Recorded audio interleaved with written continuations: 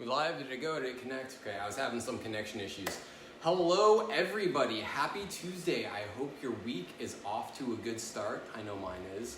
I just wanted to pop in with this topic real quick and talk about neuroscience and habits and how you can reprogram things. And so this is something that really just, gets me going. This is what I love to talk about, okay? This is the meat and potatoes of behavior modification, of changing your perspective. It is the meat and potatoes of everything that has to do with self-development, okay? And so I want to start with this little discussion with what I like to call the 5 N's of neuroscience. So the 5 N's of neuroscience are the 5 things that I think are most important to remember when thinking about neuroscience, neurology, changing your habits, behavior modification, all of that fun stuff. So the first N in the 5 N's of neuroscience is neurons. So the neurons are the information relays in your brain. They are the things that pass chemicals and make connections with each other to help your brain process everything that is going on. So there are something like 86 billion neurons floating around inside your brain, connecting to each other that process everything that you experience, that recall memories, and just operate everything that you do to function. So the next one I want to talk about is neurotransmitters. Neurotransmitters are the chemicals that your neurons send to and from each other. Things like dopamine, serotonin, endorphins. There's 12 primary neurotransmitters, give or take, and then there's something like 100 neuropeptides. So there's a lot of brain chemicals that go back and forth inside your brain connecting those neurons. So next up we got neural pathways. Neural pathways are the pathways that connect your neurons, okay? They are the pathways that the chemicals flow through to get from one neuron to the next, okay? And then the neural networks is like this thing. This is a representation of a neural network. It is a network of neurons that flows neurotransmitters to and from each other to process information or to store and recall memories, all of that stuff. In neuroplasticity, that's the key to all of this, okay? Neuroplasticity is your brain's ability to rewire and reconnect the way that the neurons interact with each other, okay? And so I want to use this to kind of explain what this is, and I want to use this as an example and demonstrate kind of like what neuroplasticity is and what it actually means.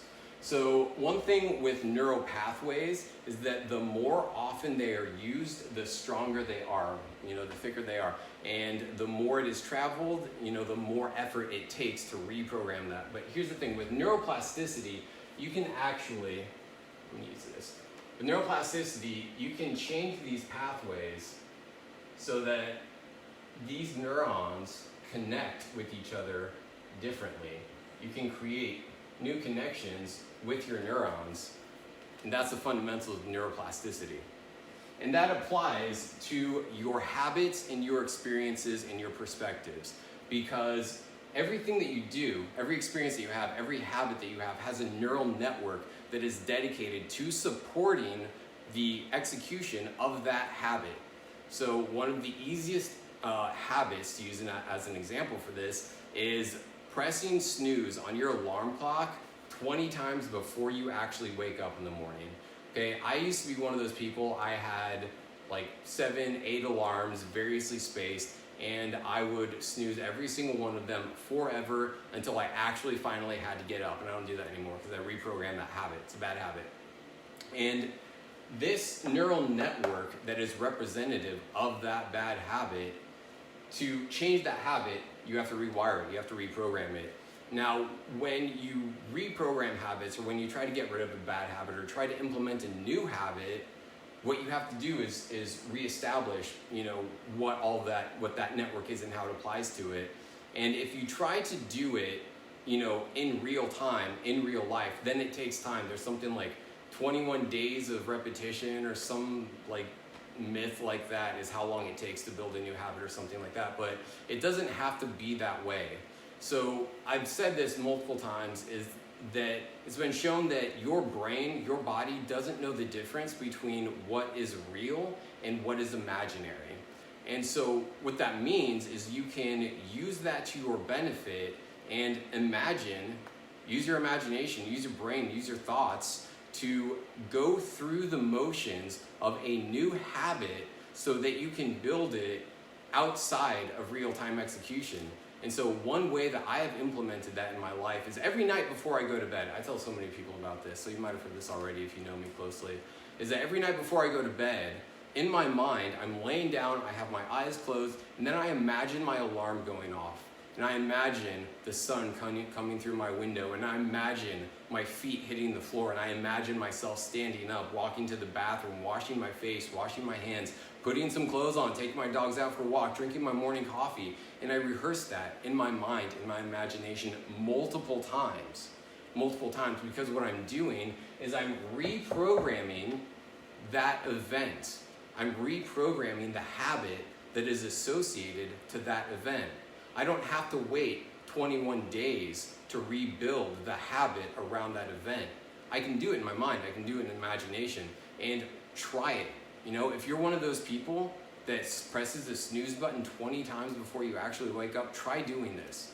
Do it 10 times when you lay down to bed before you allow yourself to go to sleep. Imagine yourself waking up on time, feet hit the floor, and you go through your day. Do that like 10 times before you go to bed. Do it for a week. See what happens. I'm telling you, it's going to make a difference. And so you can use that concept of reprogramming, rewiring habits associated with events to anything in your life. The way you approach, how you interact with people, the way that you approach, studying or working on something new or practicing a new skill or, learning a new concept, anything like that. You can apply this to that with using your imagination. It's really that simple. It's one of the most effective things that you can do to improve your circumstances. This is what I do all the time, all day, every day. If you want my help in finding out how you can apply this to your life, if you want to see how you can use this to improve everything that you do, if you want help identifying the things that you can apply this to improve upon, hit me up, send me a message, drop a comment, let me know. Odds are I have some insight that will help you.